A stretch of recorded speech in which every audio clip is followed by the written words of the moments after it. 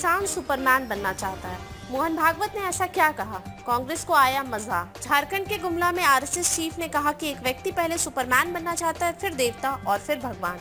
इसकी कोई सीमा नहीं है। वहीं आरएसएस चीफ के बयान पर कांग्रेस ने तंज कस दिया है। राष्ट्रीय स्वयंसेवक संघ के प्रमुख मोहन भागवत ने गुरुवार को कहा कि आत्म विकास करते समय एक मनुष्य अतिमानव बनना चाहता है, इसके बाद वह देवता फिर भगवान बनना चाहता है, साथ ही विष्णु रूप की भी आकांक्षा रखता है।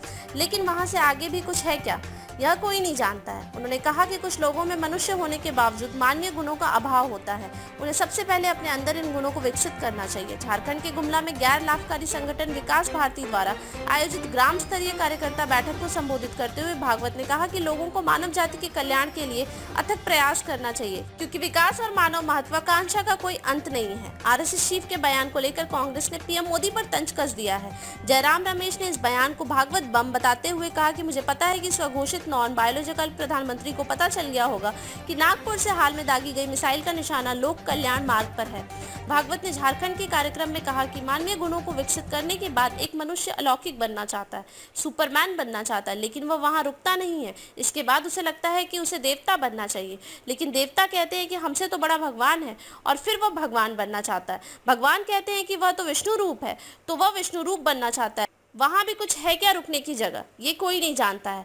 लेकिन विकास का कोई अंत नहीं है, बाहर का विकास भी और अंदर का विकास भी, यह निरंतर चलने वाली एक प्रक्रिया है। उन्होंने कहा कि मनुष्य को मानवता के लिए अथक परिश्रम करना चाहिए। साथ ही कहा कि एक कार्यकर्ता को अपने काम से कभी संतुष्ट नहीं होना चाहिए। भागवत ने कहा कि काम जारी रहना चाहिए, पर्यावरण, शिक्षा और स्वास्थ्य के क्षेत्रों में निरंतर कार्य करने का प्रयास करना चाहिए। इसका कोई अंत नहीं है। विभिन्न क्षेत्रों में निरंतर कार्य करना ही एकमात्र समाधान है। बदलते समय के साथ हमारे कपड़े तो बदल सकते हैं, लेकिन हमारा स्वभाव नहीं बदलेगा।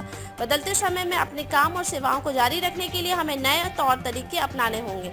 जो लोग अपने स्वभाव को बरकरार रखते हैं उन्हें विकसित कहा जाता है। भागवत ने कहा कि वह देश के भविष्य को लेकर कभी चिंतित नहीं रहे, क्योंकि कई लोग इसकी बेहतरी के लिए सामूहिक रूप से काम कर रहे हैं। सनातन संस्कृति ही दुनिया को तारेगी। भागवत ने सनातन संस्कृति की चर्चा करते हुए कहा कि यह खेतों, जंगलों और आश्रमों से निकली है, यही दुनिया को तारेगी। कोरोना के समय यह साफ दिखा। उन्होंने कहा कि हमारी भाषा, खान पान और वेशभूषा भले ही अलग हो, लेकिन पूरे भारत के लोगों की प्रकृति, प्रवृत्ति और स्वभाव एक ही है। उसे हम पवित्र मानते हैं। जिन्होंने हमें कुछ दिया है उन्हें वह हमारे लिए माता है, इसलिए धरती, गंगा और गो को माता मानते हैं, जो इस देश के कथित प्रगतिशील को पसंद नहीं आती है। संघ प्रमुख ने विकास को सतत प्रक्रिया बताते हुए कहा कि यह भारत के तरीके से हो, विकास का अंत नहीं है। देश में नए नए आयाम स्थापित करने की जरूरत है, मगर मूल्य स्वभाव बरकरार रहना चाहिए। आदिवासी समाज के विचार बदले जा रहे हैं। आदिवासी समाज के स्वभाव और उसकी विचारधारा को बदला जा रहा है। जिनके पास प्रभाव है वह जनजातीय समाज का अभाव दूर करने के नाम पर यह कर रहे हैं। देश के जनजातीय समाज का अपेक्षित विकास नहीं हुआ है,